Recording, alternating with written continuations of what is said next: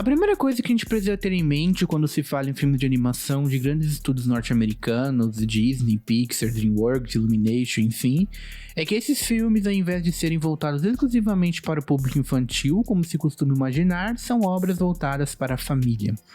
Isso significa, por exemplo, que um Shrek e um Toy Story da vida são filmes que também captam a atenção dos adultos e de pessoas mais velhas de forma geral, e não apenas especificamente dos mais novos, já que é considerado que na maioria das vezes uma criança assiste um filme no cinema ou em casa acompanhada dos pais. É muito óbvio o fato de que essa tentativa de abraçar o maior número de pessoas e de públicos-alvos diferentes é uma decisão completamente mercadológica e comercial. Mas é interessante analisar como isso também influencia a maneira como o assunto central é trabalhado nessas obras.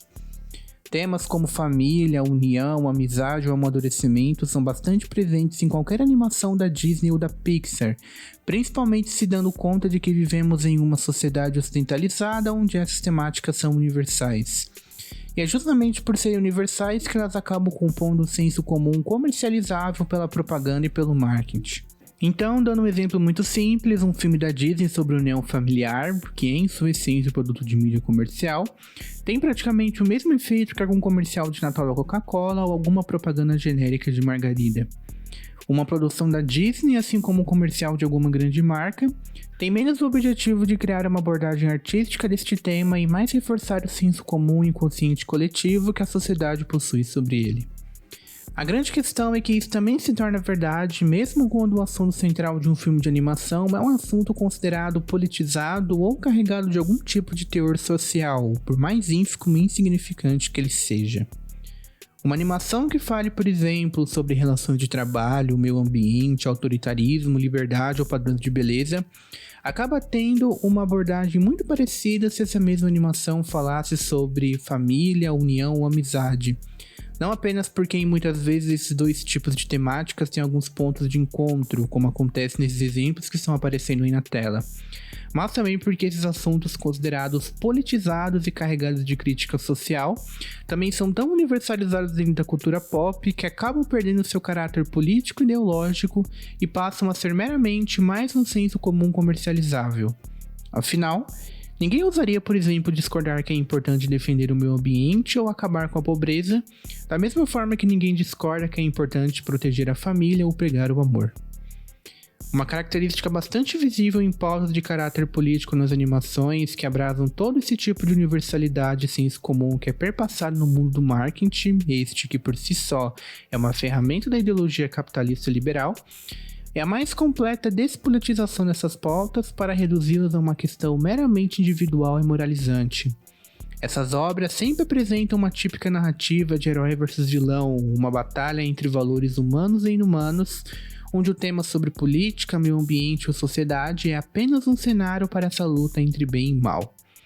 Então, trazendo finalmente alguns exemplos que mostram isso, temos personagens como o Flick, do Vida de Inseto da Disney, ou o Rodney, do Robôs da Fox, o primeiro sendo protagonista em uma animação sobre relações de trabalho abusivas e o segundo em uma animação sobre padrão de beleza.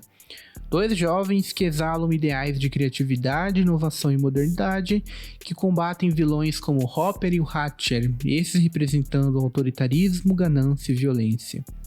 Aliás, outra característica desse esvaziamento das pautas políticas é que a mensagem final dessas animações podem ser interpretadas de praticamente qualquer forma. Então, por exemplo, é possível falar que o Flick é tanto um líder socialista lutando contra uma classe dominante opressora, quanto um empreendedor liberal lutando contra a burocracia do Estado. O verdadeiro vilão do Robôs da Fox pode tanto ser a destruição da criatividade do indivíduo em nome da engenharia social, quanto o padrão de beleza que criminaliza as individualidades de cada um. Quando opressão e autoritarismo podem ser qualquer coisa, a anti-opressão e o anti-autoritarismo também podem ser o mesmo. Por fim, outra característica desta universalidade é que o desfecho da história do filme pode contradizer com a própria crítica social que a obra se propõe a fazer.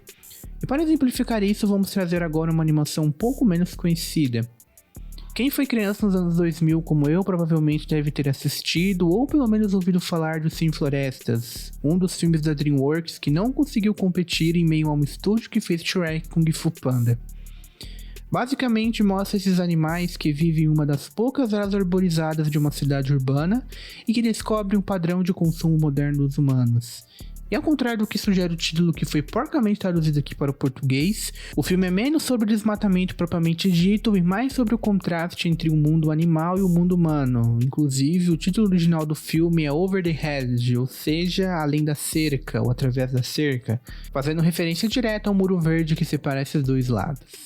Mesmo que o filme mostre o consumismo e alienação tecnológica como parte da dominação do espaço humano sobre a floresta, a obra se encerra com os animais abraçando esses mesmos elementos do mundo humano que lá no começo eram combatidos e criticados por representar parte da opressão que esses mesmos animais estavam sofrendo.